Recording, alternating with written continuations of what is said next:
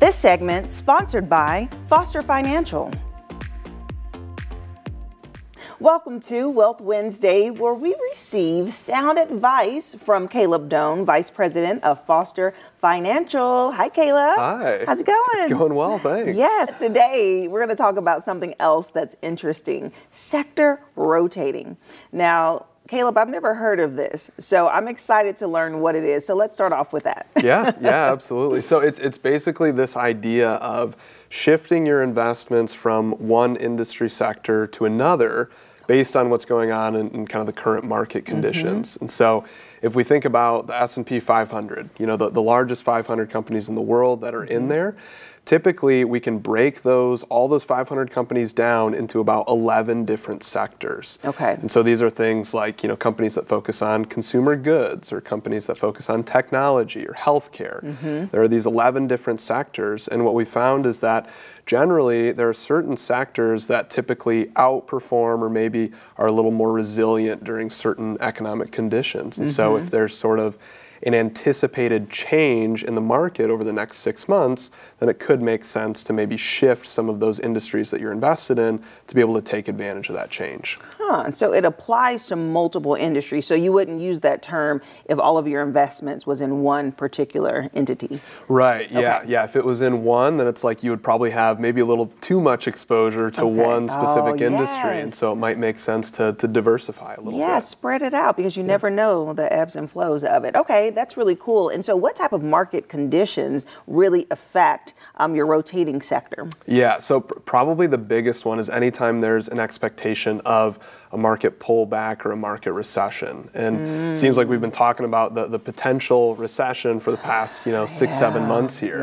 But with that, there are a few sectors that are considered defensive sectors. And they're considered defensive because typically in a recession or a market pullback, they're a little bit more resilient or maybe outperform a little bit more from some of the other sectors. And I think it makes sense why they do this. And so if we look at some of the defensive sectors, a couple of them are things like healthcare, they're consumer goods, they're even utilities, because what happens is that companies in these sectors, people still purchase products from companies in those sectors, even if there's a recession. And so, if there's, in healthcare, for example, if you break your arm and it's a recession, you're still going to go to the hospital. You're still going to buy the drugs that the doctor recommends. Or for consumer goods, if you're a parent, you're still going to buy baby formula, you're still going to buy diapers, even if there's a recession. That's not the place that you're going to cut from. You're going to maybe cut vacations or something like that from your budget.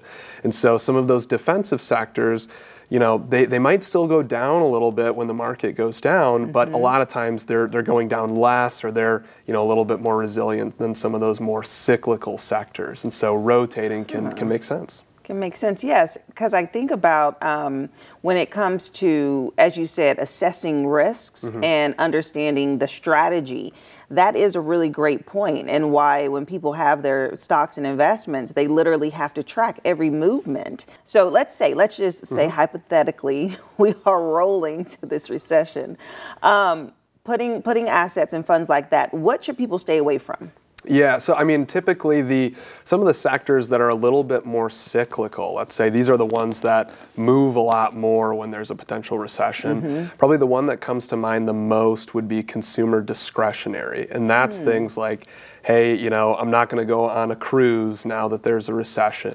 Maybe I didn't get a raise this year because of the recession, or maybe even lost my job and had to go a couple months without working. So, we're not going to go on a vacation. We're not going to go out to eat as much. And so a lot of times what we do for people when they come in for a financial plan is we can assess their current 401k or all their investments and show them what sectors they're invested in right now. And a lot of times we'll see, people might be a little over-invested in some of those more cyclical industries, and we want to say, hey, it might make sense to get a little defensive here for the next 12 months, still stay in the market, but go into these sectors that might outperform. Yeah, that's great. Get defensive with it. I love it. I love it. That's great, Caleb. And so, of course, that's a perfect opportunity for people to assess their risks by coming and talking to you. Yeah, absolutely. Because you all offer complimentary consultations. Yeah, that's exactly right. When people come in, we a lot of times encourage them to bring some of their statements, and even from a quick glance, we can kind of identify, some of the industries that they might be invested in. And then when we do a financial plan for somebody, we can get really in depth with it and say, hey, you have